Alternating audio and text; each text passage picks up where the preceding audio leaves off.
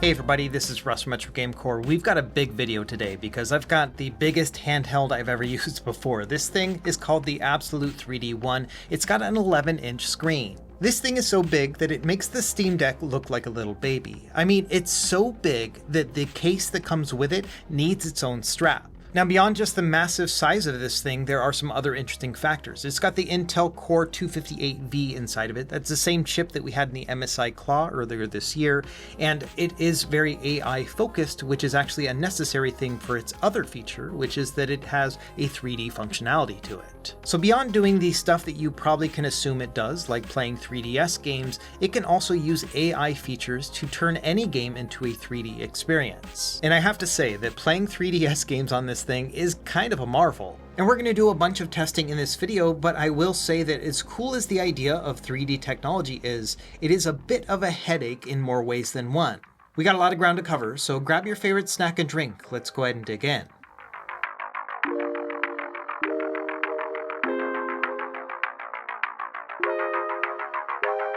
Okay, let's start with the specs, then we'll talk about pricing. Like I mentioned, it has the Intel Core Ultra 7 258V. This makes it a Lunar Lake processor, and it's got Intel Arc 140V integrated graphics. Now, according to the company, the reason why they went with this chip in particular is because it's very heavy in AI features, which are necessary for that 3D platform. It's only got one configuration, 32GB of RAM, which is LPDDR5X, and has up to 8533 megatransfers per second.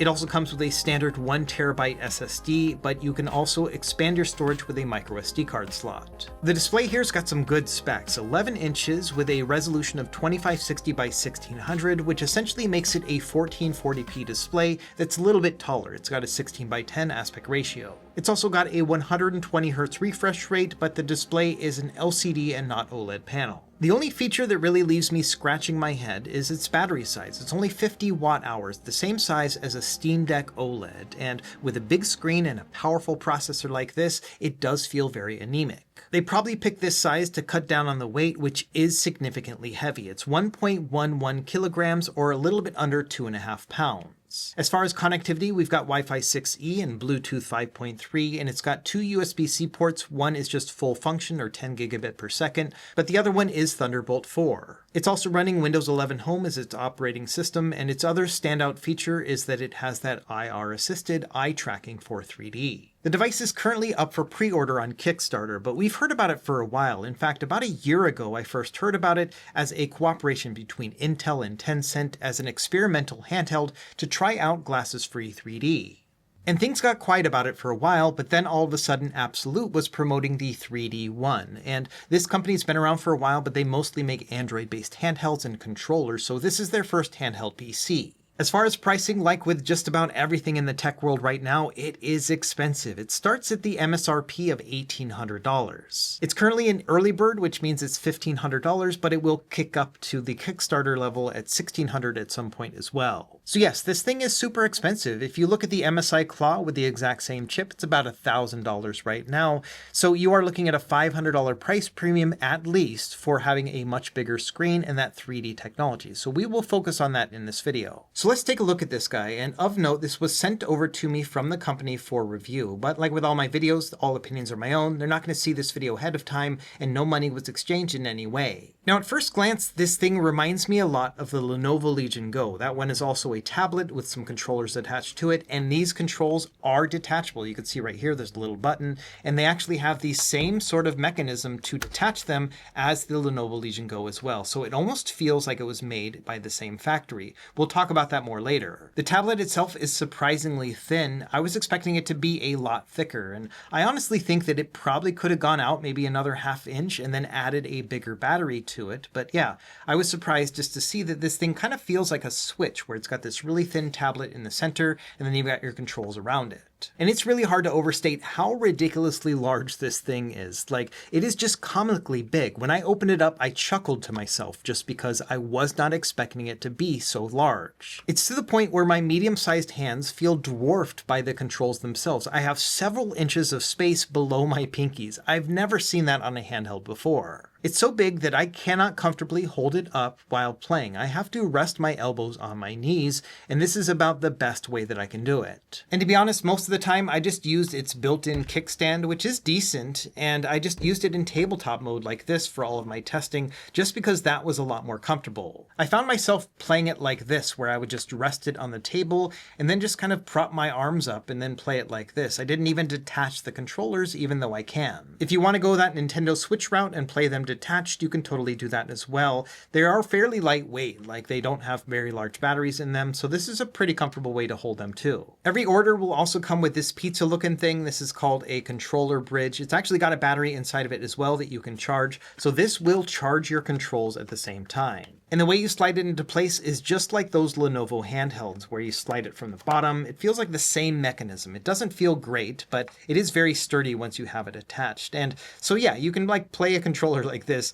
Honestly, it's a little bit silly looking, like how much extra space we have on the bottom, but yes, this is something that you can absolutely do. And the transition of, taking this off and putting it on the tablet is pretty seamless, just like it is on the Lenovo handhelds. It works out pretty well. The detach mechanism is just a button, so you just kind of press on it and then slide down, and then it just pops right out. In addition to the controller thing, the device also ships with this keyboard right here, and it's just basically like your standard folio, like tablet style keyboard with the pogo pins at the top, and it's magnetic, so you can just kind of connect it to the bottom of the device, and you have instant mouse and keyboard like that. The keys feel okay. They're reminiscent of like the iPad keys, like those butterfly switches, so I don't really have any big issues with the keys themselves. I think it's big enough and spaced out well enough that it's okay for typing. But I will say I'm not a fan of this trackpad. Part of it is just the feel of it. I thought at first it had like a protective layer of plastic on it, but no, I think this is just how it is. To be honest, I find the trackpad so bad that most of the time when doing Windows related stuff, I just use the touchpad. I mean, we've got an 11-inch screen right here, so honestly, I can just navigate through here pretty easily with my fingers, and then I use the keyboard if I need to type something in. And that's been the way that I've used it, just because I don't really like this trackpad at all. So I think there is some merit to potentially using this device in other ways beyond just a handheld gaming PC. You could put the keyboard on it, get some work done. You could also detach the controllers and use it like that as well. It's kind of like a tabletop laptop scenario.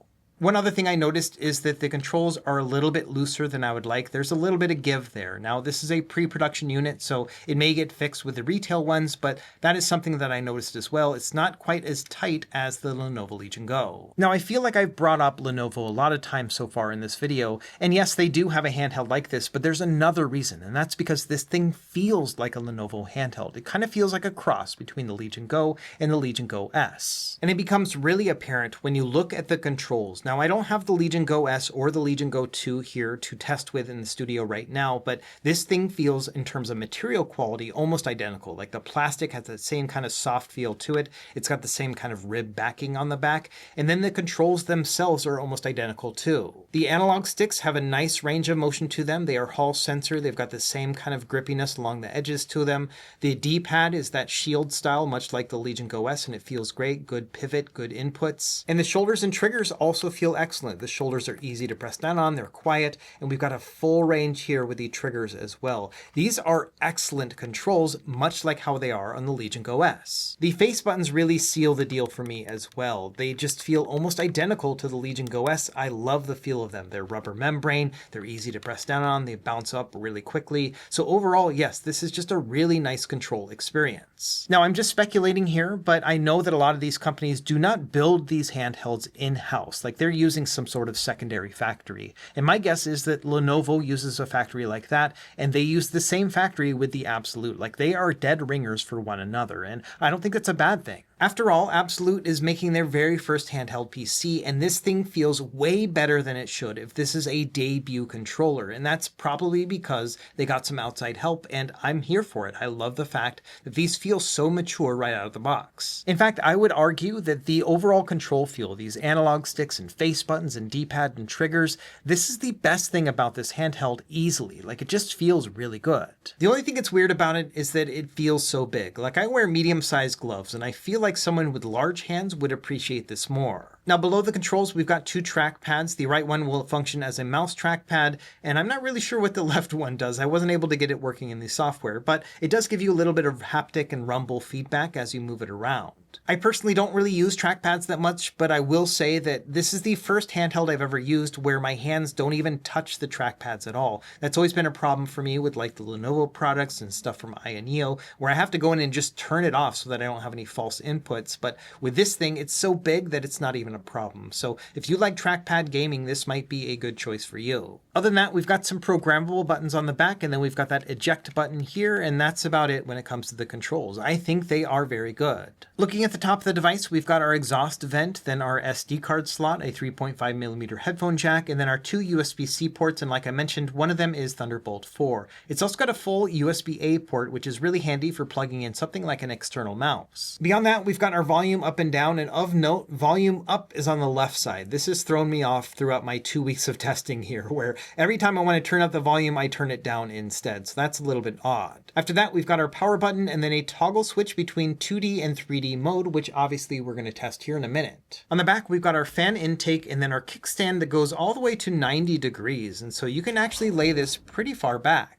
On the bottom, we've got our connector for the keyboard with those pogo pin inputs, and then we've got our two stereo speakers. We'll test those out later. And then here's also a look at its power supply. So 100-watt power supply and a USB-C cable. This will come with the device as well. Beyond that, the device also comes with its own carrying case that does have enough space for that controller bridge as well, so you can take that all in one. It's also worth noting that this keyboard attachment also functions as a tablet cover as well, and it will put the device to sleep when you close it up like this. And so, yeah, you can kind of use this thing as like a really rudimentary tablet if you would like. So I do see the appeal of this form factor in that you could use this as like a rudimentary laptop, but then also a tablet if you wanted to watch movies on it. And this thing would allow you to watch 3D movies on it too, like if you have side-by-side movie files, that'll work too. Now, as far as ergonomics, this thing is beefy and it's heavy, but it is also very comfortable. Like we've got like big grips around the edges of it, and so it's very easy to hold. It's just really the overall weight. And like I mentioned before, like I have to rest my elbows on something to really hold it comfortably. I wouldn't want to just hold it up like this. I think my arms would get tired after a couple minutes. Now, as far as the screen goes, I think it's pretty decent. This is Emulation Station Desktop Edition, so I've loaded up a front end here to be able to navigate through all my retro games as I was testing the 3D effect. And yeah, I think overall it does look pretty good. Its max brightness is 480 nits, which is kind of low, but it's still visible in broad daylight here, even in direct sunlight. And honestly, given the whole size of this thing, I don't know how many people are going to be actually using this thing outdoors, so I do think it does get sufficiently bright for most use cases. But it is worth noting that when switching from the 2D to 3D function, it gets a lot dimmer. So here at 100% brightness, it's too bright to play a 2D game, but if I put it in a 3D mode, you can see it's just right, and that's at 100% brightness. So one thing to bear in mind is when using that 3D function, it's going to be processor heavy, but then also you're going to have to turn up the brightness, which is going to drain the battery as well. Now, one weak point I noticed with this handheld is the audio. Literally, like the speakers are very weak. Even at 100% volume, this is about 50% of the volume of other similar handheld PCs like the Steam Deck and the ROG Ally.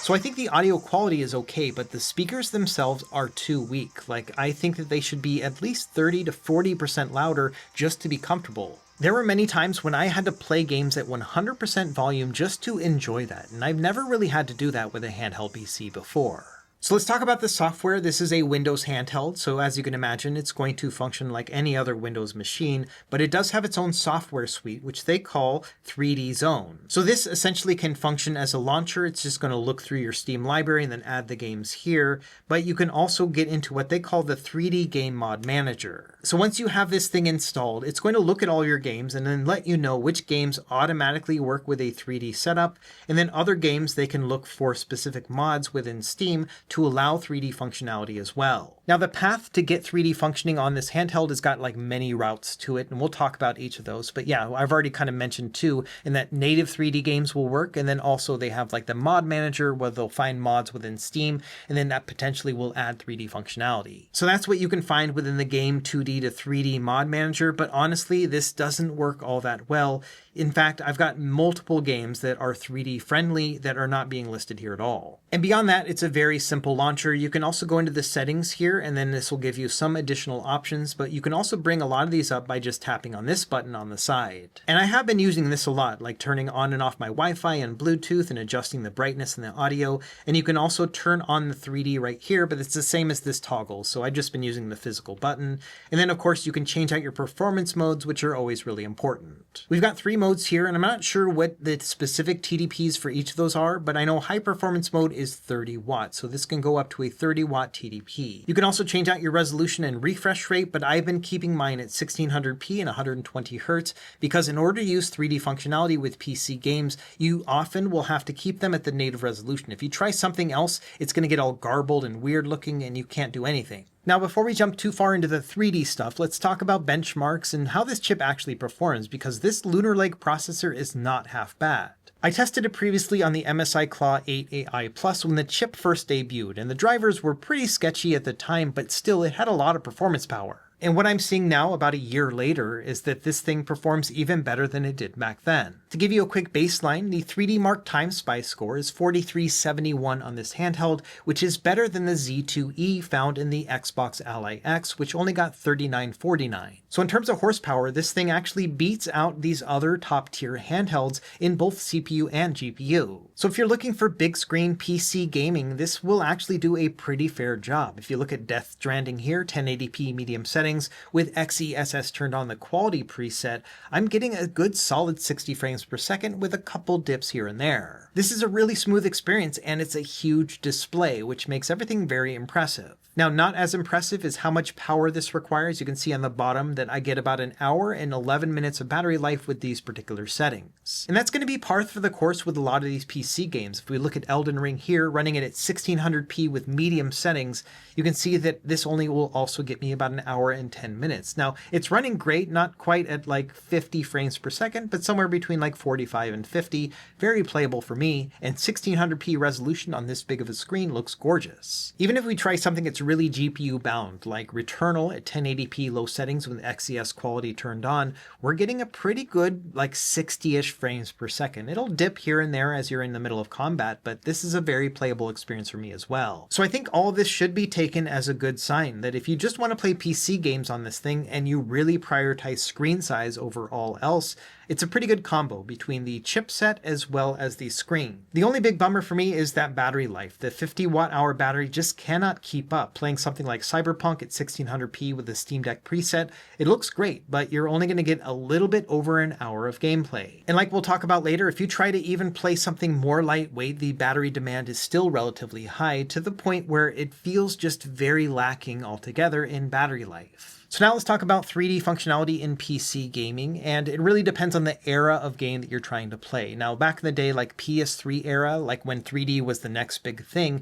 there were many games that were developed with side-by-side technology. So it'll play 2 screens at once and then it marries them together, either using like 3D glasses or a 3D television. And so some of that stuff still works here. And so there are plenty of older era games like Shadow of the Tomb Raider that has this built in. So you just go into the settings, turn this on, then reboot the game, and yes, you can play this way. Just bear in mind that most of these games have to be played at a 1600p resolution, which may not give you the best frame rates. You'll probably have to put it in low settings, and even with a game like this, you're only going to get about 45 frames per second. And once you toggle it over into 3D mode, then performance is going to get pretty rough depending on the game, especially if it's a GPU intensive game like Shadow of the Tomb Raider. What I found is that it maintains a frame rate at least internally, so it'll stay around like 40-45 frames per second, but it gets super choppy. It really feels like the performance gets halved when you turn on the 3D setting. Like, it is so choppy that it feels unplayable to me. The only games that had native 3D side-by-side technology in them that were remotely playable were really lightweight games like Trine. This game is pretty smooth at 1600p low settings, but I also did notice that it increased the input lag as I was playing, and so everything just felt kind of stuttery. And so this kind of felt like a lose-lose scenario for me, where I found a game that was lightweight enough that could actually play and still feel smooth, but the input delay just made everything a lot worse. Now, some more recent games have built-in 3D support on them, where you don't have to turn them on side by side, you just have to flick it over and the game will automatically work. There's a couple dozen that do it right now, and they expect that there will be about 50 on Steam at some point, so not every single game at all, just a select few. Unfortunately, I did find that performance tanked anytime I tried to do this with any of these more recent games because they are more intensive. First of all, it's going to make your screen really dim, so it's really only going to be helpful if you're playing in a darker environment. And then yeah, it just chugs after that to the point where it feels really choppy, but then it also has tangible input delay as well. Let's use Hogwarts Legacy as our next example. So at 1600p low settings with XeSS performance turned on, this game's kind of playable, like it's around 40, 45 frames per second. I would play through the game like this. I think it looks great too. But the moment I switch over into 3D mode, everything just starts tanking to the point where I don't want to play it anymore. Yes, there's a subtle 3D effect to it, but I don't think the juice is worth the squeeze. Now, it may come to pass that driver updates and optimizations may improve this, but as I'm seeing it right now, as the device was delivered to me,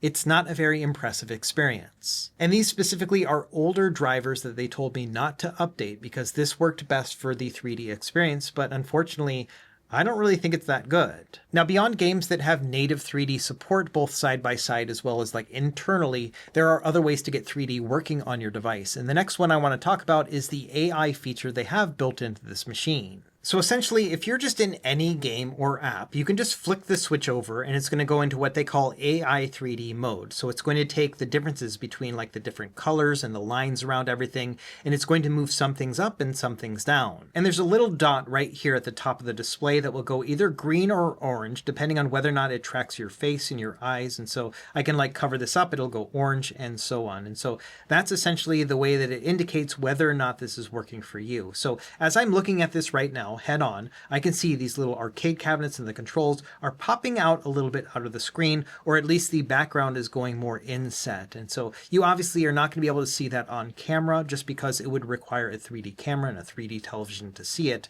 But you're just going to have to trust that, yes, there is a 3D effect going on right here via AI. And for some games, it absolutely does work. If we take something really lightweight like Animal Well, which I assume is not requiring much GPU at all, if I flip on that AI switch, yes, it gives me more of a 3D effect. Now, it's kind of random what things are going to look 3D and what aren't, but it still does give you that effect while still making this game playable. I can feel a little bit of increased input lag, but it's not half bad with a really lightweight game like this. Now, if you try any other game that's beyond just super lightweight, that's where things get wonky again, much like we were looking at earlier. So if you take Absalom, which is a pretty demanding game, even though it looks kind of 2D, if I turn on the AI 3D, it becomes Chop City. So not only does the animation feel really bad, like the frame rate has absolutely tanked, but then also there's a lot more input delay as well. So it doesn't even feel good to play the game like this. So unfortunately, as far as I can tell, when playing any PC game, you basically have to stick to the absolute lightweight stuff. Anything beyond that, at least right now, is not working well. Now, the fourth way that we can implement 3D on this device is using an app called ReShade, which will allow you to use a plugin that essentially creates a 3D effect by using a side-by-side comparison, much like we were looking at earlier, but it does it within this software. And the way this works is you have to install it on a per game basis. So you have to find your game, then choose it, and then install that specific plugin to force it to run in side by side. So let's use Hades 2 as our example. We'll select the game and hit next, and then it's going to ask us what rendering API it uses. For the most part, to be DirectX, but if you're using an emulator, like say, for example, GameCube or PSSX2, then it might be Vulkan or OpenGL. The next window is going to give you a list of different plugins, and we want this effect right here, Depth 3D by Blue Sky Defender, and then Super Depth 3D.fx. And that's the only one you need. You can select that one, hit next, and it's going to download it and install it. After that, it's going to give you an option of add-ons. We can skip all of these, and then we're done.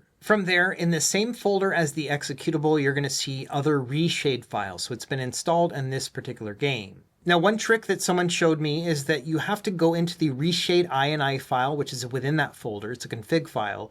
And under the key overlay here, you need to change this to the number 80 or something else, because by default, it's going to be the home key, which doesn't exist on the keyboard that comes with the Absolute 3D one. So if you change it to 80, that's the letter P. And so that key is what you will press to bring up the menu once you have this loaded. And shout out to OKS Gamer who showed me how to do this. He also has a video on the 3D one. I'll leave it linked down below. From there, once you have the game loaded, you can press that P key and it's going to bring up this menu right here. It's really small, but essentially you just turn on Super Depth 3D, and then you also go and turn on Performance Mode here on the bottom, and that's it. You can press P again, and now it's going to be playing in side by side. At that point, you can just flick on this 2D button. It's going to then say Native 3D Mode, and now it's playing with that 3D effect. Now, performance-wise, I would say this might be the best of the bunch, but still not very good. It definitely increases choppiness as well as input delay as I am playing, but it doesn't seem as bad as the actual AI mode. And so if you're willing to put in the work and actually set this up with your own games one by one,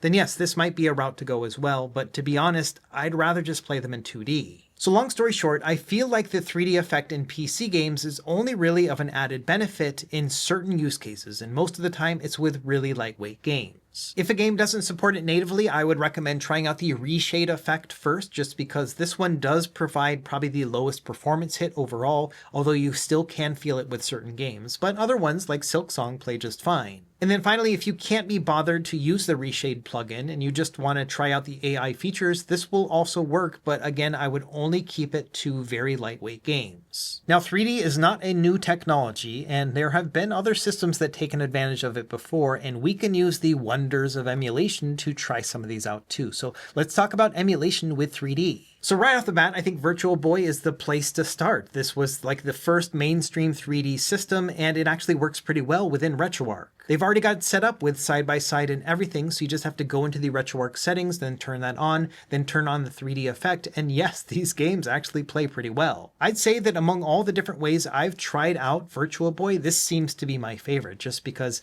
it's a nice big screen, and yeah, I can see the 3D effect very easily. Now, the Virtual Boy catalog was relatively small, and so it's going to be slim pickings, but there are some hits in there, including a WarioWare game, there's a golf game, and I think Mario Tennis has always been pretty great too. And I will say that playing Virtual Boy like this was miles better than anything I was doing in the PC gaming front at all. It just fits really well, and yeah, I think the effect is pretty good. Now for 3DS, it's super easy. You can just go into Azahar, the latest build here, stereoscopic 3D mode, turn it on side by side, and you can adjust the depth as well. It's kind of like the slider in the old 3DS. And once you have that set up, it's going to show the two screens side by side, so you flick over the button and then it'll just work. You've got a couple options. You could show both screens at once. It's only going to make the top screen have the 3D effect like it was on the old 3DS. But personally, I like to just make the top screen my main screen, so I have this huge 11-inch 3DS that has 3D effect to it. Now, the way the 3D effect works on this handheld is a lot like the 3DS as well.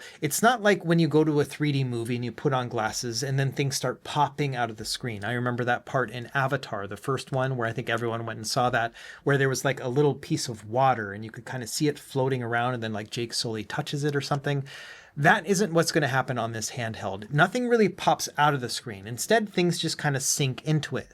So when playing a game like Mario Kart 7, it's not that Mario's kart is popping out of the screen, but rather you can see the track ahead. And so it's a pretty cool 3D experience, but not one like it is in the movies. But I would say easily this is probably the most natural fit of the 3D experience that I had on the abxylute 3D One. These games are meant to be used with the 3D effect, and the emulator works really well with it too. And so this was probably my favorite 3D experience overall, playing 3DS games, because the input delay wasn't half bad, the performance didn't really take that much of a hit. I'm playing all these games at a 4x resolution, and they're playing absolutely fine. And I kind of feel like this is where the company should have led off with their marketing. Instead of saying, yes, you can play PC games with a 3D effect, even though the reality isn't really there, playing 3DS games on this is kind of crazy. Another big surprise for me is I was putzing around in Dolphin, which is the GameCube and Wii emulator, and they have side-by-side set up in there as well. So you can actually create a 3D effect within this emulator too. And I would say that this takes a close second to the 3DS experience because it allowed me to really see these games in a whole new light. I'm not sure what kind of technology they're using, but man, it works. Every single game that I tried on the GameCube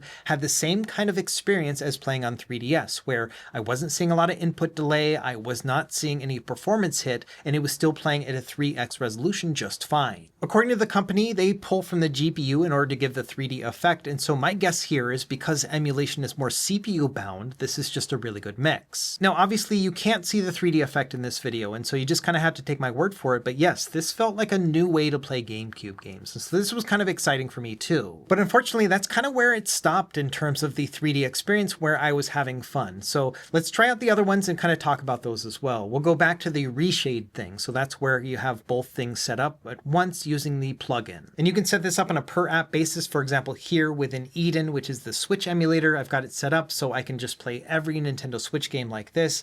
And I gotta say that I really couldn't see much of an effect at all. Something like playing 3DS or GameCube natively on the emulator just felt a lot better than trying to use this plugin, and so it just kind of made everything a little bit more stressful on my eyes, if anything. You can also do the same thing with RetroArch as well, where you can just kind of force ReShade to work on it, so every game's gonna play side by side and you can kind of force a 3D effect, but again, it's not really that visible. I spent more time just kind of questioning whether or not I was seeing any 3D than actually enjoying the 3D experience, and I think that's a bad sign. I was really excited to try Mario 64. I thought this would be a really cool 3D focused game, but no, I didn't really see any effect here. To make matters worse, it's pretty demanding on the PC. For example, here playing Link's Awakening, a Game Boy Color game, and it's requiring about 25 watts total of system power in order to play this. That means you're only going to get 2 hours of battery life playing a Game Boy Color game like this. So my own personal experience is that when playing with the ReShade plugin, it really wasn't worth it at all. It was kind of neat to be able to set it up and have the game showing side by side and then using the 3D effect, but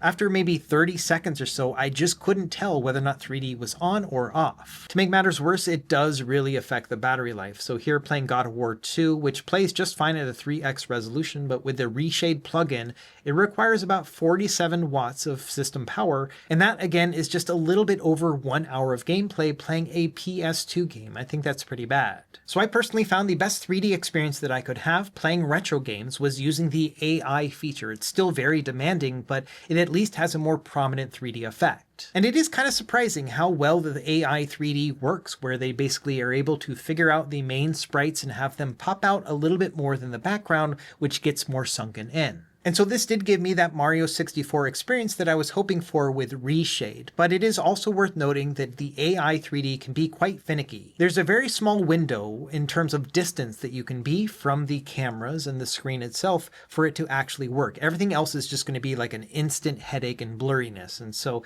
that was one of the more troubling things that I experienced, in that you have to be very specific in your overall distance from the screen and where you're looking for it to actually work effectively. And I also found this to be very fatiguing. I could probably only do it for about 10 minutes before I needed a break. My eyes would get all dry and started to hurt. I've just had a lot of problems testing this thing over the past week or two, just because I've had to take a lot of breaks and naps and all this other stuff because of the eye fatigue that I got from the AI experience. And I've been kind of surprised by this, but it's been really fatiguing for me. Like, I'm usually really good with this stuff. Like, I can do VR no problem. Like, any of this eye stuff is usually just fine for me. I don't really get motion sickness. I mean, I was in the Navy. I went on like 15 different ships and I rarely got seasickness. And so I was surprised to find just how much this was affecting me. To give you an idea, like after testing it every night, I would go home and put like a warm compress on my eyes because they felt so tired and fatigued, and my eyes would get all red after just testing it for the day. So this is definitely something that you want to use in smaller chunks because it gets pretty rough. Okay, with all that testing out of the way, let's wrap up and talk about what I like and what I don't like about the Absolute 3D One and draw our conclusions from there. So number one, I like this big screen. It's kind of crazy to be able to play on an 11-inch display, although the bigger size does make it a little bit harder and more unwieldy to find a comfortable way to use it.